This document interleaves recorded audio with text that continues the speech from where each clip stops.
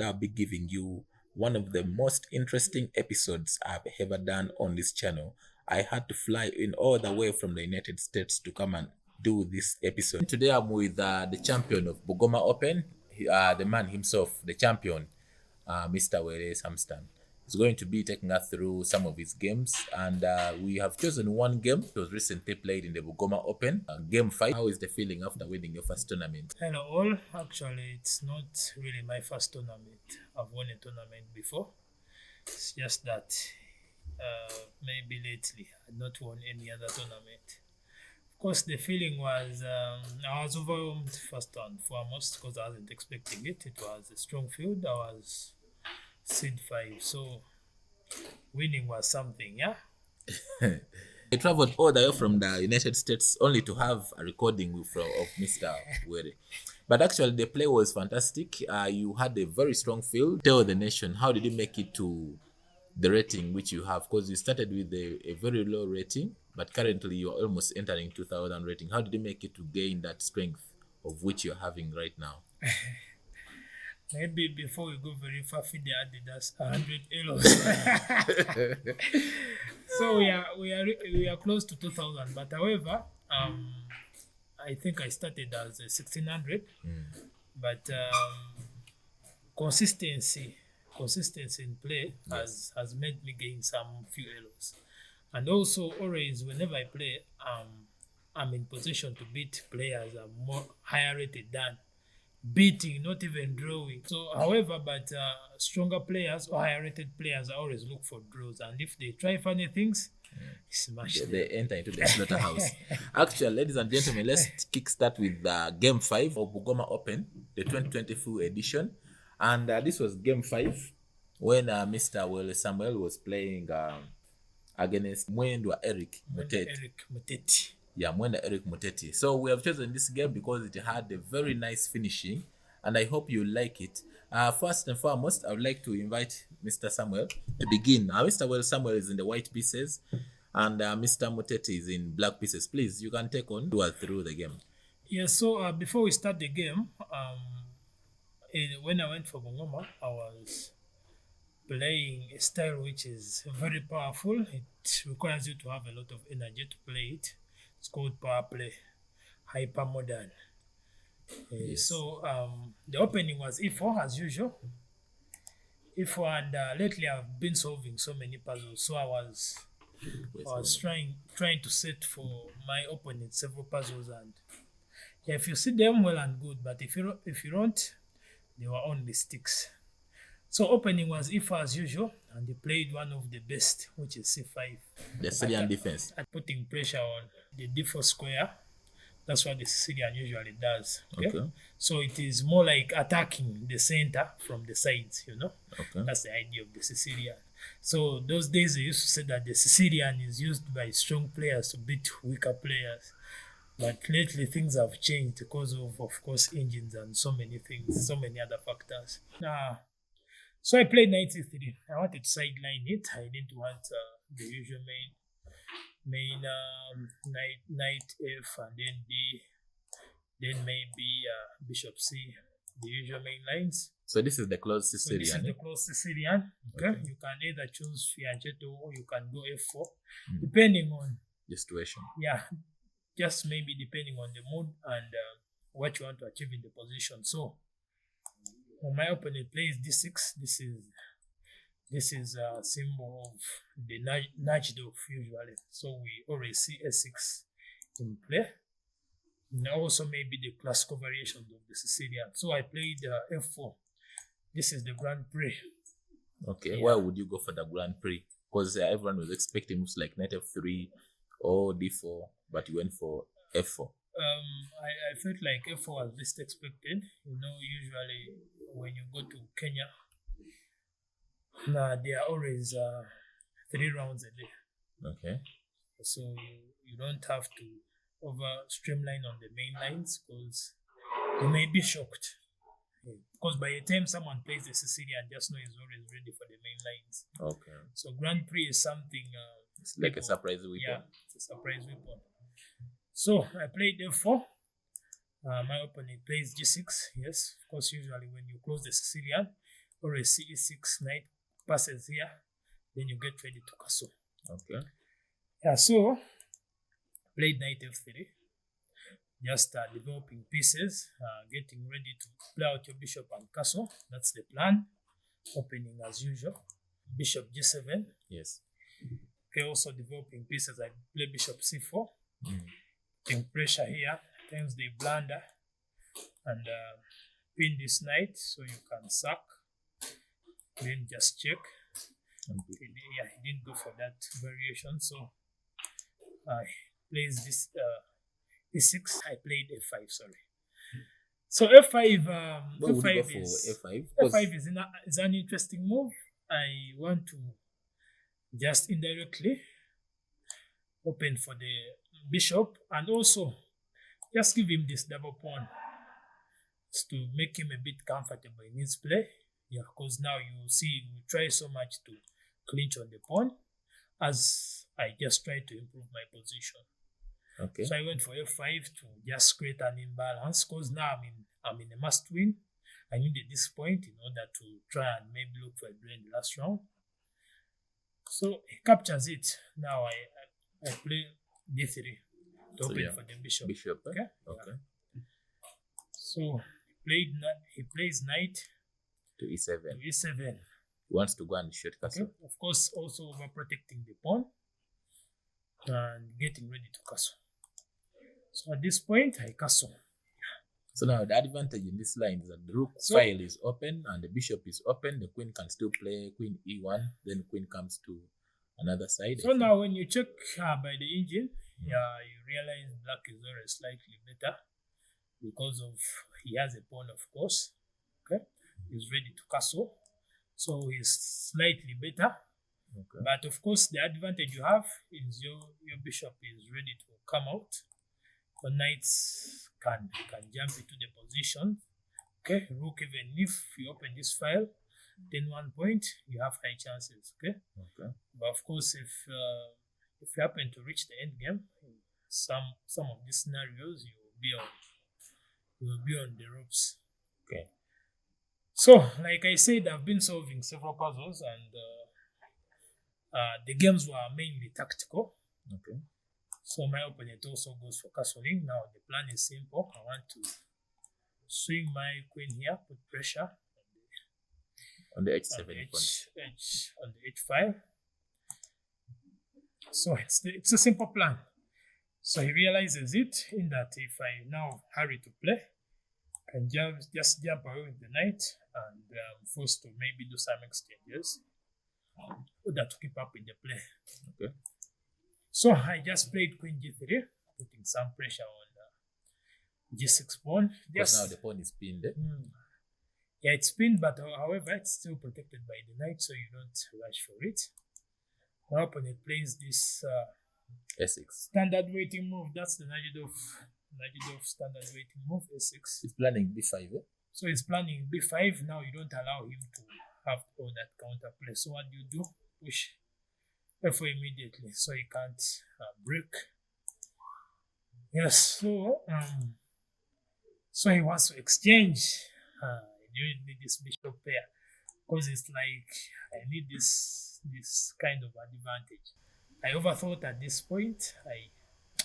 I wanted to try and capture, then play knight here, putting some pressure there, but the king can still come to king h7. Yeah, I even realized the queen can E1. Just come to e1 and put some pressure. So chess is you never know how you're going to win against your opponent. So you just try to improve your pieces. So I felt like the only option was knight. Putting it in the center. Knight d5. So that if he captures, at least I still have the bishop pair. Much as he has a pawn, I still need my bishop pair. So he first captures the first pawn, I capture back, now he captures the knight, I capture back, and now he pushes f5. I didn't like this move. I thought he was planning to bring the knight on s6, the knight can come to b5. Yeah, but it had a good plan, okay? Try, like we are going to see how the knight is going to make movements around here. Okay. So it even as well ushered in ushered in some tactical possibilities after New he played ideas. the move. Now, what if you would have, okay, it's white to play. Yeah, so now remember there is this threat. Okay, so my queen is going to be so uncomfortable. Now I thought let me play queen here. Now I was praying that my opponent doesn't challenge my queen, and then I try to put pressure, but immediately challenge my queen. Now I needed this queen because I need my queen to have the advantage. Remember, I sacked a pawn in the opening, so the guy has more pawns than me.